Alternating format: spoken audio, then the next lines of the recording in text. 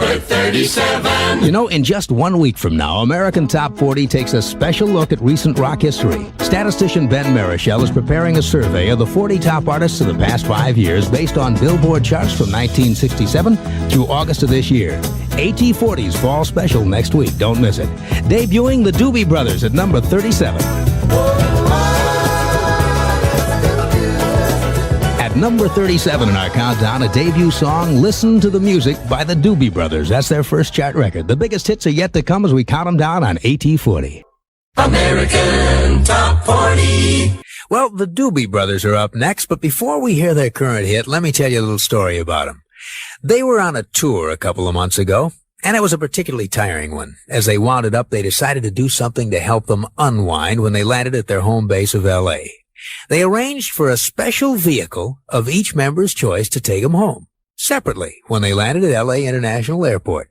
When they stepped off their plane, the fleet of special cars were lined up waiting for them. Keith Knudsen drove off in Elvis Presley's Rolls Royce. Jeff Baxter had the Eldorado from the movie Superfly to take him away. Tyron Porter climbed into a Mercedes limousine. The wheels waiting for Pat Simmons were a $45,000 Titan, which is a customized Continental. All these vehicles, by the way, were chauffeur-driven. Apparently, John Hartman was trying to conserve gasoline because he climbed into the sidecar of a motorcycle, a $25,000 motorcycle. And finally, Michael McDonald, subbing for sick-in-bed doobie Tom Johnston, took off in a 51 Chevy pickup with a lady driver. And that's how the Doobies unwind. They're up 3 notches this week to number 11. Here's Take Me in Your Arms. The Doobie Brothers have been on the chart for 6 weeks with that song. This week, they're at number 11 with Take Me in Your Arms. American Top 40. And now, I have an American Top 40 extra by a 5-man group from San Jose, California, who got their recording contract by merely sending their unsolicited audition tape to Warner Brothers Records. Now, you know, over the years, I've told you a lot of stories about some of the elaborate schemes concocted by some recording acts to get a contract. But Warner Brothers tells us this is the first time in the history of that company a band was signed on the basis of sound and sound alone. Ordinarily, they told us, it takes a bit of salesmanship by somebody, a manager, the group's leader, or someone in the business whose recommendation carries a lot of weight. Somewhere along the line, someone usually makes a person-to-person pitch to the label. But in this case, an orphan tape arrived in the mail without any recommendation or prior contact. The company executives played it. They liked it. They called the group in and then signed the Doobie Brothers to a contract. And are they happy they signed them?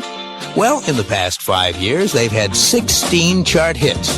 Right now, as an AT40 extra, here's their top 10 smash from 1973. The Doobie Brothers with Long Train Running. An American Top 40 extra by the Doobie Brothers. That's Long Train Running. American Top 40. Well, now, the story of the superstar band who don't spend all their time playing music all night and sitting around motel pools all day.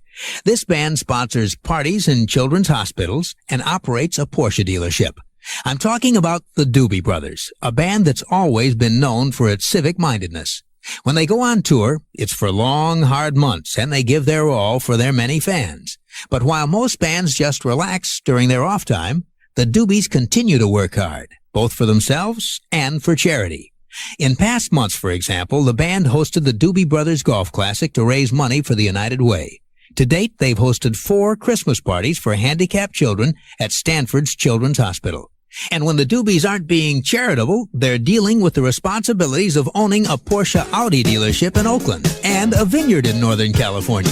In their spare time, of course, they make hit records. Moving up 2 notches this week to number 8, here are the Doobie Brothers and What a Fool Believes. The Doobie Brothers' 17th chart record, and that one at number 8 this week moves up 2 notches. That's What a Fool Believes. 7 big ones to number 1 and counting down. Casey's Coast to Coast. For Vacationing Casey Kasem, this is Bruce Philip Miller on American Top 40. You know, sometimes just getting on stage can be as much work for a superstar group as the performance itself. Recently, one group in our countdown had to first get one member's hair unstuck from his car door and then fight off a frantic mob trying to tear the clothes off the lead singer. That group is the Doobie Brothers, who recently hit the top of the charts with their hit single, What a Fool Believes. Well, the Doobies had no trouble selling out the recent show at the Seattle Coliseum, but they had plenty of trouble getting on stage. While the Doobies' 15 bodyguards looked on helplessly, more than 400 shrieking fans mobbed lead singer Michael McDonald, trying to tear his clothes off. Meanwhile, out in the parking lot, guitarist Pat Simmons was trying to free his long hair from the limousine door, where he had gotten himself all tangled up. Well, the bodyguards finally freed Simmons from the car door and rescued McDonald, with most of his clothing intact, I might add, and they carried both the Doobies into the Coliseum, where the show finally went on. So now here are the Doobies with their newest single, up 2 notches to number 18, Minute by Minute.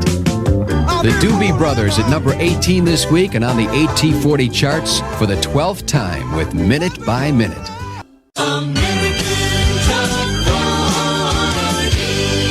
This is Casey Kasem on American Top 40 in Hollywood, and now we're up to the current smash by the supergroup who believe they owe their high status to pancreatitis. That's the disease that knocked out their lead singer for several months. The group, the Doobie Brothers, and this weird chapter in their career was written 4 years ago during a concert tour. That's when they were in Baton Rouge, Louisiana, setting up for their performance, when suddenly Tom Johnston, the Doobies' lead singer and lead guitarist, was hit by pancreatitis. Now, that's not a minor ailment. Some people die from it. So they flew Johnston home to California for treatment. A situation like that, losing their lead singer and guitarist, would put most bands out of action. But not the dauntless Doobies. They put in an emergency phone call to Mike McDonald out here in L.A. They had known about his work with Steely Dan. Mike flew out to Baton Rouge, rehearsed with the Doobies for 2 days, and stayed with them for the rest of the tour. In the first show with McDonald replacing Johnston, the band got 4 standing ovations. And that's how the whole tour went. Well, when Tom Johnston recovered from the pancreatitis, he rejoined the band. But they didn't let Mike McDonald go. Mike was so good and fit in so well that they made him a permanent addition. And that made them stronger, the Doobies say, stronger than they had ever been. So, you might say it was that inflamed pancreas that lifted them to the level of supergroup. Moving up 7 notches to number 30 this week, here are the Doobie Brothers with Mike McDonald singing lead on Dependin' on You. There's the 30th most popular song in the country this week, moving up 7 notches, second week on the chart, the Doobie Brothers and Dependin' on You, as the countdown rolls on. From coast to coast. Once a week with American Top 40, and you know where your favorite songs are on the official Billboard charts. I'm Casey Kasem. You know, some performers are so prolific, so energetic, and so successful they appear to be everywhere at the same time. Not only do they have the time to perform on a succession of hit records with their own group, they also find the time to sing on friends' records, helping them to have hits at the same time. And in the past 9 months, nobody has been busier than Michael McDonald of the Doobie Brothers. Since May of '79 with the Doobies, he's sung lead on 3 top 40 singles, What a Fool Believes, Minute by Minute, and Depending on You, all 3 of which Michael also co-wrote. And at the same time, Michael McDonald has sung backup vocals on Lauren Wood's Please Don't Leave, Kenny Loggins' This Is It, which he also co-wrote, and this week, the versatile Michael McDonald lends a vocal chord to Nicolette Larson's new hit, which he also co-wrote. At number 35, here's Let Me Go Love. Nicolette Larson with a little help from her friend Michael McDonald at number 35 with Let Me Go Love. 34 hits to number 1, and we're counting them down. The hits from coast to coast. Well, now we're up to the current hit by the lead singer of the Doobie Brothers, Michael McDonald, and his very weird story about fraternity houses, parties, and rock and roll. Michael told the story to writer Timothy White. He said that when he was growing up in St. Louis, he got his first job as a musician when he was only 12 years old. Michael and a friend played guitar, and another boy played drums. The trio was young, but they played a lot of fraternity parties that got really crazy. And Michael remembers one night especially well. Let me repeat, he was only 12 years old at the time of this incident. Here's the story that he told.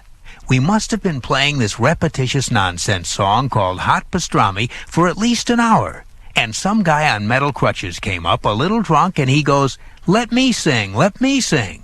I said, "Sure, come on up." So the guy came up and he was singing the words to Hot Pastrami. And meanwhile, there was beer everywhere, and girls were on the table dancing in the food. Suddenly, I heard this rumble.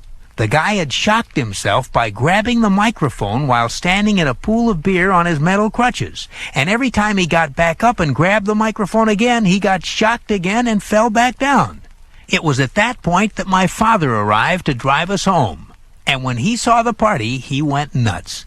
He started helping us pack up right away. And all he kept saying was, "This isn't what life's like. Life isn't like this." End of quote. An end of Michael McDonald's story. And that was his first lesson in real life, rock and roll style. This week, his first solo hit is in the countdown at number 15. Here's I Keep Forgetting, Michael McDonald. Michael McDonald on American Top 40, moving up 6 notches to number 15, 5th week on the chart with I Keep Forgetting, his first solo hit. 14 big ones to number 1, and we're counting them down. Well, now we're up to our AT40 Extra, and it's by a popular 70s group that scored 15 top 40 hits. Some of those hits were Listen to the Music, China Grove, and the number 1 song, What a Fool Believes. The group broke up in 1982 after 13 years of playing together like brothers. They're the Doobie Brothers, and now they're back, and for a very special reason. You see, the Doobies have always talked about getting back together, but there was never a good enough reason to do it. Then about a year ago, the Doobies drummer Keith Knutson read a book by a Vietnam veteran named Shad Mashad. The book's called Captains for Dark Mornings. It's about the problems lots of Vietnam veterans are facing. Well, Keith was inspired, got on the phone to all the Doobies, and didn't take much to convince them that the time was right to get back together. This weekend, the Doobie Brothers are playing the Hollywood Bowl, and all proceeds will go towards the Vietnam Veterans Outreach Program. But after they decided to do that benefit concert, the Doobies said, "Hey, while we're at it, let's do more." So they also scheduled a concert in Las Vegas, and those proceeds are going towards a hospital for the elderly in Northern California. But we're not finished. On May 25th, they're in San Francisco playing their music for the Stanford Children's Hospital. And the Doobies say that more concerts will be announced soon, and some of those will benefit other organizations. What a way to make a comeback. The Doobie Brothers reuniting for all the right reasons. And here they are with an AT40 Extra. Their hit from 1976, the Doobies taking it to the streets. And that's exactly what they're doing. A number 13 hit in the summer of 1976, taking it to the streets. An AT40 Extra by the Doobie Brothers. They've reunited for a series of benefit concerts in the next few weeks. Casey's Coast to Coast.